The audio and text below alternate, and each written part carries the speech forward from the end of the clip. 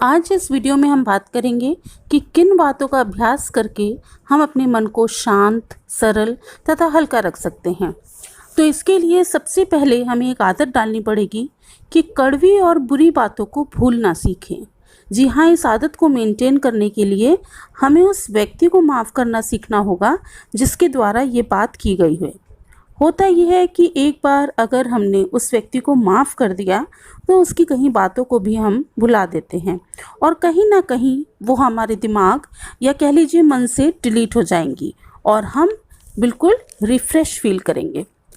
अब इसी संदर्भ में हमें क्या करना है कि हम ऐसा कोई भी काम ना करें जिसको करने के बाद हमें पछतावा हो। मतलब जीवन में जो भी कार्य करें बहुत ही सोच समझ कर करें, क्योंकि हमारे द्वारा किया गया कोई भी कार्य अगर हमें या किसी दूसरे को नुकसान पहुंचाता है तो फिर हमारे पास पछतावे के अलावा कुछ भी नहीं रह जाता। अगर हमें अपने मन को, अपने हृदय को रिलैक्स और स्वस्थ रखना है तो हमें बहुत ज़्यादा सोच समझ के किसी भी कार्य को करने की ज़रूरत है।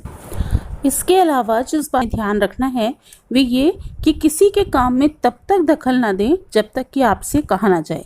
मतलब साफ है कि जब तक आपसे कोई एडवाइस या हेल्प ना मांगी जाए तब तक आप अपनी राय ना दें, क्योंकि अगर आपने अपनी मदद दी और बदले में आपको सुनना पड़े कि आपसे किसने कहा था अपनी राय देने के लिए, तो ये बात सुनकर आपको बहुत बुरा फील होता है और मन भी दुखी होता है। एक और बात जिसका आपको ध्यान रखना है वह है कि अपनी क्षमता के अनुसार ही कार्य करें।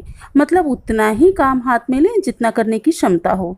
कई बार हम घर में या वर्क प्लेस में दूसरों को खुश करने के चक्कर में अत्यधिक कार्यों को पूरा कर लेने के लिए हाँ कर देते हैं, लेकिन हमारी क्षमता उतनी नहीं होती और जब समय रहते कार्य पूरा होता नहीं दिखता तो हम परेशान होने लगते हैं, प्रेशराइज फील करते हैं और इरिटेट भी हो जाते हैं और इन्हीं सब कारणों से हमारा दिमाग खराब होने लगता है और इसका सीधा असर हमारे मन पर पड़ता है। तो हमारा पूरा का पूरा फॉर्मेट बिगड़ जाता है। इसलिए अपनी एफिशिएंसी के अकॉर्डिंग ही वर्कलोड लेने की आदत डालें। पांचवी जिस बात का हमें ध्यान रखना चाहिए कि हम ईर्ष्या की भावना से बचें और दूसरों की प्रशंसा की आदत भी डालें। ऐसा करने से पहली बात तो हमारा मन नेगेटिविटी से बचेगा और हमारे व्यक्तित्व पर इसका उल्टा असर नहीं पड़ेगा। दूसरा, जब भी हम किसी की तारीफ करते हैं तो हमारे अंदर भी पॉजिटिव एनर्जी फ्लो करने लगती है और जिसका सीधा असर हमारे पर्सनैलिटी पर पड़ता है और जी हाँ, वो भी बिल्कुल पॉजिटिव असर, तो जिसके कारण हमारा मन बहुत खुश हो जाता है और रिलैक्स हो जाता है। इसके बाद बहुत इम्पॉर्टेंट प्रैक्टिस जो हम सभी, चाहे बच्चे, बड़े या बुज़ुर्ग हों, करनी चाहिए वे है कि अपने दिमाग को बिज़ी रखें। जी हाँ, अपने माइंड को, अपने आप को हमेशा व्यस्त रखें किसी न किसी कार्य में। देखिए, ये बहुत ज़रूरी है कि हम चाहे लाइफ के किसी भी स्टेज पर हों, हमेशा कुछ ना कुछ करते रहने की कोशिश करें।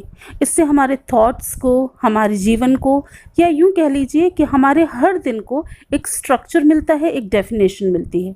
इसका एक और बहुत इम्पॉर्टेंट इम्पैक्ट होता है कि हम महसूस करते हैं कि हमने आज कुछ अच्छा किया है और कुछ फ्रूटफुल किया है और ख़ुद को इम्पॉर्टेंट फील करते हैं। अब इसके अलावा हमें जिस बात का बहुत ज़्यादा ध्यान रखना है वो ये है कि we have to practice about meditation, कि हम रोज़ाना ध्यान करें और अपने पूरे दिन में किए गए कार्यों को समावेश करके उनका एनालिसिस करें। देखिए, ध्यान करने से हमारा मस्तिष्क, हृदय और मन स्ट्रांग होते हैं और हमारी एकाग्रता यानी कंसंट्रेशन पावर बढ़ती है।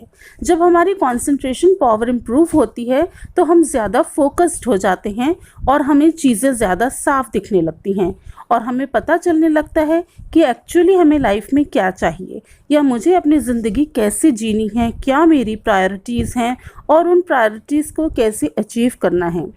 इन सभी बातों का अक्सर हम अगर अभ्यास करें तो थोड़े ही समय में ये हमारे व्यक्तित्व का हिस्सा बन जाएंगी और हमारा जीवन काफ़ी हद तक वैसा ही होगा जैसा कि हम चाहते हैं। आशा है कि आपको ये वीडियो पसंद आएगा और अगर आपको लगे कि इनमें से कोई एक बात भी आपके काम की है तो प्लीज़ इस वीडियो को लाइक करें, अपने दोस्तों के साथ शेयर करें और चैनल को सब्सक्राइब करें। धन्यवाद।